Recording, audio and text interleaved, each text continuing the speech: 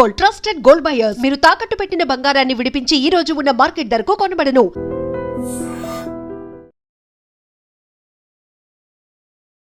నమస్కారం, welcome to I dream. ధర్మ మార్గం విత్ విజిత కార్యక్రమానికి స్వాగతం.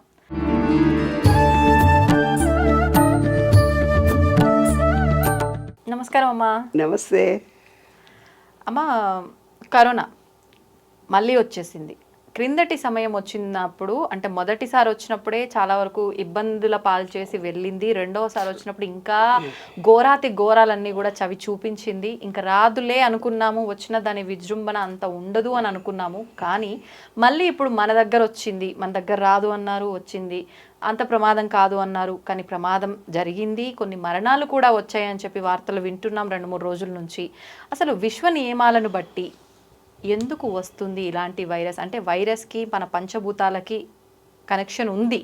పర్టికులర్గా ఈ కరోనాకైతే సంబంధం ఉంది. గాలి ద్వారా స్ప్రెడ్ అవుతుంది అని చెప్పి మాట్లాడుకుంటున్నాం. ఎందుకమ్మా, ఎందుకు వచ్చే అవకాశం ఉంది? మళ్ళీ ఎందుకు వచ్చిందంటారు? ప్రకృతి అంటే ఏంటి? పంచభూతాలు. మనలో ఉన్నాయి పంచభూతాలు, చక్రాలుగా ఎనర్జీ పాయింట్స్. బయట ఉన్నాయి 5 ఎలిమెంట్స్, మనలో ఉన్నాయి 5 ఎలిమెంట్స్. ఈ 5 ఎలిమెంట్స్ ఈ విశ్వంలో ఉండేటువంటిది ప్రకృతి. ఈ ప్రకృతి అనే దాంట్లో చాలా జీవాలను చూడు. ప్రతి దేవుడి వెనక ఒక పక్షో వాహనంగా ఉంటుంది కదా. అన్నీ ఉన్నాయి నీకు. ఏనుగు దగ్గర నుంచి, పాము దగ్గర నుంచి, ఎద్దు దగ్గర నుంచి, చిలక దగ్గర నుంచి ప్రతి దేవుడి వెనక చూపించారు కదా. అంటే మనం కొంచెం ఎడ్డోళ్ళం అవుతాము, తెలివిలేని వాళ్ళం అవుతాము. దేవుడు పక్కనన్న ఆ జీవిని ఉంచితే వీళ్ళు దాన్ని కూడా పూజ చేస్తారు, దాన్ని కూడా బతకనిస్తారు, దాన్ని కూడా గౌరవిస్తారు అని కదా. పాములు తింటిరి, మీరు కప్పల్ని తింటిరి, మేకల్ని తింటిరి, గొర్రెల్ని తింటిరి. ఇష్టం వచ్చిన జీవాలన్నీ తింటే ఓకే, తప్పు లేదు. ఎందుకంటే నాన్ వెజ్ తినడం అనేది మన శాస్త్రీయత. చిన్న చేపని పెద్ద చేపని తింటాడు, పెద్ద చేపని బెస్తోడు తింటాడు, బెస్తోడికి ఇంకోడు తింటాడు. అది విశ్వరహస్యం నాన్న. ఇప్పుడు మన ఇంట్లో ఏదన్నా కూర మిగిలిందనుకో నాన్న, మనం చెత్తబుట్టలో పడేస్తాం. కాదు, ఒక మట్టిలో పడేయి. నువ్వు ఒక కుళ్ళిపోయిన కూర కానీ అన్నం కానీ నువ్వు పడే, సాయంత్రానికి నెక్స్ట్ డే మార్నింగ్ కల్లా సన్న పురుగులు వస్తాయి, చీమలు పురుగులు. బూజు వస్తుంది ఫస్ట్. ఆ బూజు రాగానే బూజుని తింటేందుకు చీమలు, చిన్న చిన్న నల్ల చీమలు, ఎర్ర చీమలు. వాటిని తినేటందుకు ఇంకేదో పక్షి వస్తుంది, దాన్ని తినేటందుకు ఇంకో పక్షి వస్తుంది, దాన్ని తినేటందుకు ఇంకో పక్షి వస్తుంది. ఇదంతా చైన్ రియాక్షన్. మనం ఒంటరి వాళ్ళం కాదు, వీఆర్ వన్నెస్. ఫస్ట్ విశ్వ నియమంలో సూత్రం నేను అదే చెప్పాను, వన్నెస్. మనము ప్రతిదాని నుంచి కనెక్షన్. చిలక లేకుంటే మనం లేము, ఒక బటర్ఫ్లై లేకుంటే మనం లేము. అది కనుక విత్తనాలను మనకు కాకులు, పిట్టలు అవన్నీ విత్తనాలను తయారు చేయకుంటే, విశ్వం విత్తనాలు వేస్తేనే కదా అవి తిని పుప్పొడి తయారై విత్తనాలు తయారైతేనే కదా మనకు వృక్ష సంపద కలుగుతుంది. కాబట్టి ప్రతి జీవి నుంచి మనము కనెక్షన్. ఆ జీవులను కూడా బతకనీయకుండా కొంపలు కట్టేసుకున్నాం కదా, ప్లాట్లను చేసేసి ఇండ్లు కట్టుకున్నాం కదా, అడవులంటూ లేకుండా చేసేసాం కదా. అడవంటూ ఎక్కడన్నా ఉందా?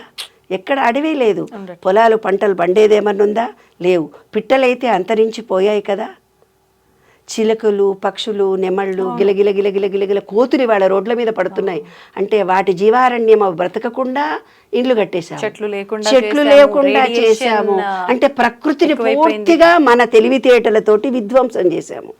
ఇవాళ మన బ్రెయిన్ లేకుండా ఆర్టిఫిషియల్ ఇంటెలిజెన్స్కి ఆధారపడ్డాము. వెనకటికి ఫోన్ నెంబర్లు గుర్తుండేవి కదా, ఇప్పుడు ఏముంది? లెక్కలు చేయాలంటే సెల్ ఫోన్ ఉందే లెక్క చేస్తాం. లెక్క బుర్రతో చేయట్లేదు, సెల్ ఫోన్తో చేస్తున్నాం. కాబట్టి మనం టోటల్గా దేని మీద ఆధారపడుతున్నాము? యంత్రాల మీద ఆధారపడి ప్రకృతిని విధ్వంసం చేస్తున్నాము. నిన్న ఒక రూమ్లో వేసి ఒక వ్యక్తి కొట్టాడు. తండ్రో మీ కొడుకో ఎవరో ఒక సమ్ ఎక్స్ పర్సన్ నిన్ను కొట్టాడు. ఒక్క దెబ్బ తింటావు, 2 దెబ్బలు, 3వ దెబ్బకి ఎదురు తిరుగుతావా? తిరగవా? మ్యాక్సిమం ఎంత కోపం నీకు వచ్చిందో ఎదురు తిరుగుతావు. పిల్లైనా గుడ్లు పీకుతుంది అంటారు రూమ్లో వేసి కొడితే. అట్లాగా ఈ జీవాలకు ప్రేమ కావాలి, వాటిని ప్రేమించాలి. ప్రేమతత్వంతో ఉంటాయి అవి బ్రతకకుండా మనం విధ్వంసం చేస్తుంటే అవి మన మీద ఎదురు దాడికి దిగాయి. ఆ జీవాలన్నీ కలిసి మేము లేకుంటే మీరు బ్రతకలేరు కదా అని మనం 2 ఏళ్ళు 3 ఏళ్ళు రూమ్లో నుంచి బయటికి రాలే. ఇంత స్వేచ్ఛగా తిరిగే మనను ఆప్ చేసింది ఈ విశ్వం కట్టిపడేసింది. కాబట్టి ప్రతి జీవిని అప్పుడు మనం ఏం చేసాము? హోమాలు చేసాము, శొంఠి మిరియాలు కషాయము తాగాము. బ్రీత్ రాలేదు తెలుసా కొంతమందికి. ఎందుకు? ఆక్సిజన్ లేకుండా అది పెట్టింది. బిడ్డ నేను బ్రతకలేకుండా ఎంత కష్టపడ్డానో అంత కష్టం నువ్వు పడు. అప్పుడన్నా ప్రకృతికి సలాం అంటావా అనుకున్నాం. ఎప్పుడు మారాం నాన్న? మనం ఏమన్నా మారామా? మనలో చిన్న పరివర్తన కలిగిందా? దానికి ఇంజెక్షన్ తీసుకున్నాం, దానికి కూడా సైడ్ ఎఫెక్ట్ వచ్చాయి. ఆ ఇంజెక్షన్ తీసుకున్నది ఆమె హార్ట్ అటాక్ వచ్చింది. అయ్యో, ఆ ఇంజెక్షన్ తీసుకున్నప్పటి నుంచి ఆమె లేవలేకుండా అయింది. అవునమ్మా, చాలా మంది చెప్తున్నారు. నేచర్ కూర్ డాక్టర్లే చెప్పారు. మొన్నటి దాకా యాక్టివ్గా ఉన్నానమ్మా, 2 ఇంజెక్షన్లు తీసుకున్నాము, అప్పటి నుంచి లేవలేకుండా అయిపోయాం. డాక్టర్లే చెప్తున్నారు. మీరు ఎక్స్పీరియన్స్ చేశారమ్మా ఇది? 100%. నాకు 3 ఇంజెక్షన్లు ఇప్పించారు. యూఎస్ఏ వెళ్ళేటప్పుడు మళ్ళీ తీసుకోమన్నారు. తీసుకున్న తర్వాత బాడీ వీక్ అయిపోయి కరోనా వచ్చింది. వీక్ అయిపోయి కరోనా వచ్చింది. ఇమ్యూనిటీ మొత్తం పోయింది 3వ ఇంజెక్షన్ ఇచ్చే వరకు. ప్రతి ఒక్కరం ఎక్స్పీరియన్స్ చేసినాం ఇది. కాకపోతే డాక్టర్లు ఏం చెప్తున్నారు, అది మీకు కొద్ది కాలం వరకే ఉంటుంది, ఇప్పటి వరకు అసలు దాని ఎఫెక్ట్ ఉండదు, ఉన్నా కూడా అసలు ఇలాంటి ప్రభావం ఉండదు అని. కానీ బాడీ ఇమ్యూనిటీ తగ్గిపోతుంది ప్రివెంటివ్ ఇంజెక్షన్స్ నీవు తీసుకున్నప్పుడు. రాఘవేంద్ర స్వామి మఠంలో వాళ్ళని నేను ఒక క్వశ్చన్ అడిగేదాన్ని. ఏమనమ్మా? పీఠాధిపతులు కదండి మీరు, మీకు జబ్బులు ఏవైనా వస్తాయా? రమణ మహర్షి కూడా క్యాన్సర్ ఏదో వచ్చింది కదా, చెప్తాను. ఏదైతే తాను అనుభవించాలి. ఒక వ్యక్తికి తలనొప్పి వచ్చింది, తలనొప్పి వస్తే తలనొప్పిని అనుభవించాలి. అనుభవించకుండా ట్యాబ్లెట్ వేసుకొని తగ్గించుకున్నాడు కదా, సైడ్ ఎఫెక్ట్ వస్తుంది. ఏ బాధ అయితే నువ్వు పడాలో ఆ బాధను నేను ఓడ్చుకోవాలమ్మా. పీఠాధిపతులు చెప్పారు. ఎన్ని మందులు వాడినా ఆ బాధ ఎంత పడాలనో. అంటే ఆ శరీరాన్ని నువ్వు శిక్షించావు, ఆ శరీరాన్ని నువ్వు పట్టించుకోలేదు. తలనొప్పి వస్తుంది, తలనొప్పి వస్తే జండుబం తీసుకొని ఇలా రాయగానే, ప్రేమగా రాయగానే తగ్గిపోతుంది. అంటే ఈ పార్ట్ నీ ప్రేమ కోసం తప్పించింది. మోకాలు నొప్పి వచ్చింది నీకు, ఇలా రాయగానే తగ్గిపోతుంది. ఆ పార్టుకు ప్రేమ కావాలి. నువ్వు ఎంతసేపు బయట పని చేస్తున్నా, బయటోళ్ళు నన్ను చూడలేదు, బయట డబ్బులు కావాలి, బయట చీరలు కట్టుకోవాలి, నా అందాన్ని ప్రదర్శించాలి, వాళ్ళు బయట చూడాలి, వాడు నన్ను చూడలేదు, వీడు నన్ను. నీ శరీరంలో అంతా మనలోనే ఉన్నదనేదే ఓంకారము. కాబట్టి ఈపు అడ్వర్టైజ్మెంట్ వస్తే అందరు రాసి, మమ్మీ వీపు నొప్పి తగ్గిపోయింది, ఏదో అడ్వర్టైజ్మెంట్, ఆ పేరు కూడా గుర్తులేదే నాకు.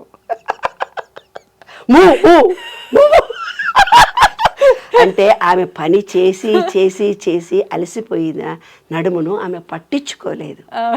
అందుకని ఆమెకు నడుము నొప్పి వస్తే ఇంటిల్లిపాది కొడుకు మొగుడు రాయగానే తగ్గిపోయింది, ప్రేమించగానే. మరి ఆ జీవులను ఎవరు ప్రేమిస్తారు? ఆ పక్షులను ఎవరు ప్రేమిస్తారు? ఆ పక్షులు అల్లల్లాడిపోతున్నాయి, తినడానికి తిండి గింజలు లేక. ఏమంటారు, పావురాలు ఇండ్లళ్ళ మీద పడి ఏది పెడితే తింటున్నాయి. రాళ్లల్లో బియ్యం వేస్తే కూడా ఏరుకొని తింటున్నాయి, రాళ్లను కూడా. బియ్యం వేస్తే, అన్నం వేస్తే ముట్టుకోవవి, కానీ అన్నం కూడా తింటున్నాయి వాళ్ళ రేపు. ఎందుకు? అవి బతకడానికి. మనము ప్రకృతిని సర్వనాశనం చేస్తాం. ప్రకృతిలో మనం జీవించటం లేదు, మట్టిలో కాళ్ళు పెట్టడం లేదు, నీళ్లల్లో మనం తడవటం లేదు, సూర్యకిరణాలు మన బాడీకి తగలటం లేదు, స్వచ్ఛమైన గాలి గార్డెన్లో ఉండి మనం పీల్చుకోవటం లేదు, స్వచ్ఛమైన ఆకాశాన్ని మనం చూడటం లేదు. మనము 4 గదుల్లో ఏసీ రూముల్లో బ్రతుకుతున్నాము. ఆ విశ్వంలో ఏం జరుగుతుంది? విశ్వ పరిణామంలో భూకంపాలే వస్తున్నాయి. తప్పనిసరిగా ఇంకా భూకంపాలు, ప్రళయాలు ఇంకా ఎక్కువ అవుతాయి. ఎందుకు అంటే ఈ భూమిలో వేడి ఎక్కువైపోతుంది. కంప్యూటర్లు, ల్యాప్టాప్లు, ప్లాస్టిక్. మా ఇంట్లోనే ఓ 2 డబ్బాలు నిండిపోతాయి ప్లాస్టిక్ కవర్లు. ఆ రోజు కొన్నాయి, పాల ప్యాకెట్ దగ్గర నుంచి, కూరగాయల ప్యాకెట్ దగ్గర నుంచి. అది ఒక్క మా ఇంట్లోనే అంత ప్లాస్టిక్. అంటే లక్షల ఇండ్లు, వేల మంది, కోట్ల మంది. ఆ ప్లాస్టిక్ అంతా ఎక్కడ పోతుంది? సముద్రంలో పోతుంది. సముద్రంలో ఎండ నుంచి ఎండ తగలాలి. ఈ సంవత్సరం ఏమైంది? నిన్న మొన్న ఎండాకాలంలో మనకేమైపోయింది? వర్షాలు పడ్డాయి. మీరు అనుకున్నారు చల్లగా బాగుందని. రేపు జూన్లో వర్షాలు పడే టైంలో పడవు. అవును. ఎప్పుడైతే సూర్యకిరణాలు 3 నెలలు ఎండ ఉంటుందో ఆ నీటి ఆవిర్లుగా మారి మేఘాలుగా మారుతాయి. ఆ మేఘాలు వర్షిస్తే తప్ప మనకు వర్షం పడదు. అంటే ఈసారి మనకు వర్షాలు పడవు అని అర్థం. ఇన్ని లక్షల మంది, కోట్ల మంది ట్యాంకర్లు తెచ్చుకుంటున్నారే, అంటే ఈ ప్రకృతిని మీరు ఎంత విధ్వంసం చేస్తున్నారు. ఈ పక్షులను ప్రేమించండి, ఈ జీవాలను ప్రేమించండి, ఈ జీవులను ప్రేమించండి. మీరు ఒక చెట్టును పెంచండి. మీ ఇంట్లో ఉండే అన్నం ఏదైనా మిగిలితే మట్టిలో పోయండి, పురుగులు వస్తాయి. ఆ పురుగుల నుంచి ఇంకో పురుగు. మన చుట్టూ ఎన్ని జీవాలు ఉంటాయో తెలిసినా, ఫంగస్ అంటారే, అవి మనకు కనపడకుండా ఉంటాయి, కానీ అవి మనకు హామ్ చేయవు, మనకు మేలు చేస్తున్నాయి. మన దగ్గరకు వచ్చే సూక్ష్మ క్రిములను అవి తినేస్తున్నాయి, మనకు ఎలర్జీలు రాకుండా చేస్తున్నాయి. అటువంటి ఈ విశ్వాన్ని ప్రేమించడం లేదే, నిన్ను నీవు ప్రేమించుకోవడం లేదే. మనం ఎక్కడుంటున్నాం? విశ్వాన్ని మనసారా ప్రేమించుకోండి, మీ తప్పుని మీరు తెలుసుకోండి, ప్రకృతిని కాపాడండి, ప్రకృతిలో మనం ఉన్నామని తెలుసుకోండి. కరోనాలు కావు కదా, ఏవి రావు. కలరా వచ్చి ఒకప్పుడు చిన్నాభిన్నం చేసింది. అవును. ఎన్ని రావు ఎన్ని పోవు కలరాలు కరోనాలు, వస్తుంటాయి పోతుంటాయి, ఎంజాయ్ చేయి లైఫ్. నేను ఒక కవిత రాశాను. నీ ధర్మం నువ్వు నిర్వర్తించు, నీ దగ్గరికి ఏది రాదు పో, ఇదే సత్యం. నీ ధర్మాన్ని నిర్వర్తించు, ప్రకృతిని కాపాడుకుంటే ఏవి మన దరి చేరవు. ఎస్, ప్రకృతిని కాపాడడమే మన ధర్మం. ప్రకృతికి మనం ఏదో ఇస్తూనే పోవాలి. నాకు కావాలి, నాకు డబ్బు కావాలి, నాకు మొగుడు కావాలి, నాకు బంగారం కావాలి, నాకు ఇల్లు కావాలి, నాకు ఆహారం కావాలి, నాకు అవి కావాలి, నాకు ఇవి కావాలి అని ఆలోచిస్తూ నేను ఏమి ఇవ్వాలని ఒక్కళ్ళని ఆలోచించారా బంగారు తల్లి? మనం ఏమిస్తే అదే తిరిగి వస్తుంది. అదే జీవిత సత్యం, అదే విశ్వ నియమం. వాస్తవాలమ్మా మీరు చెప్పినవి అన్నీ కూడా. నిజంగా ప్రతి ఒక్కరు దృష్టిలో పెట్టుకోవాలి ఈ విషయాలన్నీ కూడా. ధన్యవాదాలమ్మా. Thank you. తవ్వండి, తవ్వుతున్న శివలింగం సరే దాన్ని అట్లా కప్పేసేయండి, చూపించదండి. Krishna is there. మూర్తి పూజ కాదు, సాక్షాత్ బ్రజేంద్ర నందన భగవాన్ ఉన్నారు మూర్తిలో. ఏమీ ఆశించకుండా ఆరాధించే వాళ్ళు కూడా ఉన్నారా ప్రభుజీ? నిజమైన భక్తి అంటే మనకు తెలియదు కాబట్టి